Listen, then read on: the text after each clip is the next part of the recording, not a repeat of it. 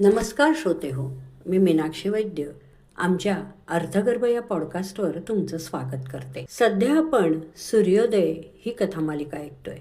आज त्याचा तिसरा भाग तुम्हाला ऐकवते. आप्पांनी समीरला फोन लावला. बराच वेळ फोन वाजला, पण समीरने न उचलल्याने आप्पांनी फोन बंद केला. आप्पांच्या चेहऱ्यावर निराशेची छटा आली. आप्पा पुन्हा डोळे मिटून बसले. परमेश्वरा, हे काय झालं रे? या दोघांच्या संसारात कुठे पीळ बसला? आमच्या जुन्या तयार नजरेलाही तो दिसला नाही रे. आता समीर पण फोन उचलत नाही. समीरच्या पण मनात राग असेल का? देवा, असं असेल तर या चिमुकल्या जीवाचं काय होईल? त्यांनी कोणाकडे बघावं? विचार करता करता आप्पांच्या डोळ्यातून अश्रूंच्या धारा वाहू लागल्या. तेवढ्यात त्यांच्या मोबाईलची बेल वाजली. आप्पांनी घाईघाईने स्टुलावरचा फोन उचलला आणि रिसीव्ह केला. हॅलो आप्पा, तुम्ही फोन केला होतात ना, तेव्हा मी मीटिंगमध्ये होतो म्हणून फोन सायलेंटवर ठेवला होता. काही हरकत नाही रे, आता केला ना, बरं वाटतंय. आप्पांच्या आवाजातील थरथर समीरला जाणवली. त्याने लगेच विचारलं, आप्पा तुमची तब्येत ठीक आहे ना? हो ठीक आहे. का? आप्पांनी विचारलं. तुमच्या आवाजात थरथर जाणवली म्हणून विचारलं. थकवा गेला नाही का अजून? फोनवर माझ्या आवाजातील थरथर तुला जाणवली समीर? हो आप्पा. आप्पांना समीरच्या आवाजात काळजी जाणवली.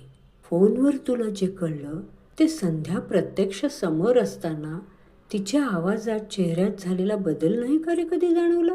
आप्पांनी भाऊकपणे विचारलं. आप्पांचा हा स्वर कावेरीच्या कानावर पडला तशी ती स्वयंपाकघरातून बाहेर आली. आप्पांचं तिच्याकडे लक्ष नव्हतं. आप्पा, मला तुमच्या बोलण्याचा रोग कळतोय.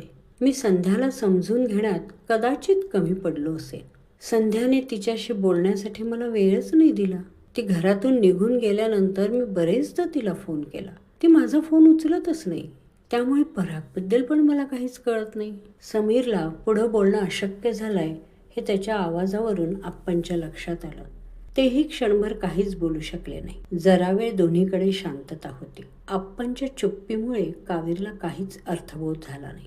शेवटी आप्पा म्हणाले, समीर, संध्या फोन घेत नव्हती तर तू मला इथे का नाही फोन केला? तू परागशी बोलू शकला असतास. आप्पा, तुमच्या लेकीने मला ताकीद दिली होती की खबरदार घरी फोन करून परागशी बोललास तर. काय? संध्या इतकी निष्ठुर झालीये?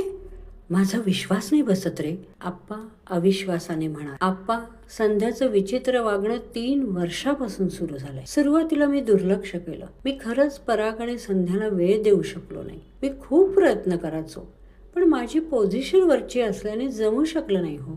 समीरचं बोलणं ऐकून आप्पा चकित झाले. आमची संध्या खूप समजूतदार मुलगी आहे. ती असं कसं वागू शकते? आप्पा, आमचं लग्न झाल्यानंतर वर्षभरात तर मला प्रमोशन मिळालं. मी नव्या जबाबदारीमुळे इतका बांधला गेलो की प्रयत्न करूनही संध्याला वेळ देऊ शकत नव्हतो. पण संध्याने कधीही तक्रार केली नाही. परागच्या जन्मानंतर सुद्धा संध्या एकटी सगळं घर सांभाळत होती. बोलता बोलता समीर थांबला. मग असं अचानक काय झालं रे समीर? हां, की संध्या अशी वागायला लागली? आप्पांनी थरथरत्या आवाजात विचारलं. आप्पा, संध्या घरातून निघून गेल्यावर मी संध्याच्या वागण्याचा खूप विचार केला. 3 वर्षापूर्वीपर्यंत आमच्या संसाराची घडी व्यवस्थित होती. मग आता अचानक काय घडलं? ही घडी का विस्कटली?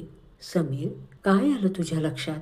कशामुळे विस्कटली तुमच्या संसाराची घडी? हे विचारताना आप्पांच्या चेहऱ्यावर न सहन होणाऱ्या वेदनेची कळ उमटली. आप्पांनी दीर्घ उसासा सोडला. हॅलो आप्पा, ऐकताय ना? समीरच्या प्रश्नाने आप्पा भानावर आले. हो ऐक. नाही कळणार संध्याला. तू भेट परागला. तो खूप वाट बघतोय तुझी. आज तर फार हिरमुसलाय. तुझी खूप आठवण येते त्याला. त्याचा चेहरा खूप केविलवाणा झालाय. येतोस ना? आप्पा, समीरला हुंदका आवरला नाही. आप्पा, मी भेटेन परागला, पण घरी नाही, बाहेर भेटेन. समीर, तू सांग मला, कुठे घेऊन येऊ परागला? मला पण तुझ्याशी सविस्तर बोलायचंय.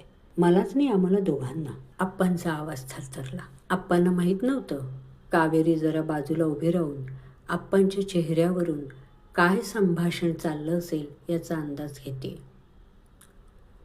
आप्पा, थोड्या वेळाने कळवतो तुम्हाला. तुम्हाला यायला त्रास होईल अशी जागा नाही मी कळवणार. मी कळवीन. ठेवू फोन? ठीक आहे, वाट बघतो तुझ्या फोनची. नक्की करतो मी फोन. ठेवू? हो ठेव. आप्पांच्या चेहऱ्यावर आता समाधान झळकत होतं. त्यांनी फोन खाली ठेवला आणि त्यांचं लक्ष कावेरीकडे गेलं. काय म्हणाला समीर? कावेरीच्या प्रश्नाने आप्पांच्या चेहऱ्यावर हसू उमटलं.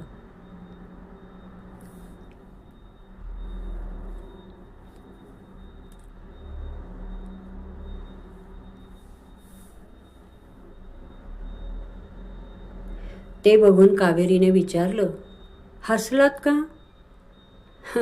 अगं तू माझ्या चेहऱ्यावरील हावभावावरून ओळखतेस मी कोणाशी बोलतोय म्हणून हसू आलं. समीर भेटणार आहे का परागला? कावेरीने अधीरपणे विचारलं. हो, कुठे भेटायचं हे तो थोड्या वेळाने कळवतो म्हणाला. त्याने कळवलं की मग परागला सांगू. संध्याला मात्र यातलं काहीही कळता कामा नये. परागला सांगून ठेवलं पाहिजे की तू बाबांना भेटला हे आईला सांगू नकोस. परागला समीची फार आठवण येते हो. बरं होईल दोघं भेटले तर. तुम्हाला आता बरं वाटतंय ना? कावेरीने मिश्किलपणे विचारलं. हो ग. त्या चिमुकल्या जीवाचा केविलवाणा चेहरा डोळ्यासमोरून जात नव्हता, म्हणून एवढा धास्तावलो होतो. आता ठीक आहे, आता समीरच्या फोनची वाट बघू. आप्पांचा चेहरा निश्चिंत झाला. समीरचा फोन येईल का? बघू पुढील भागात.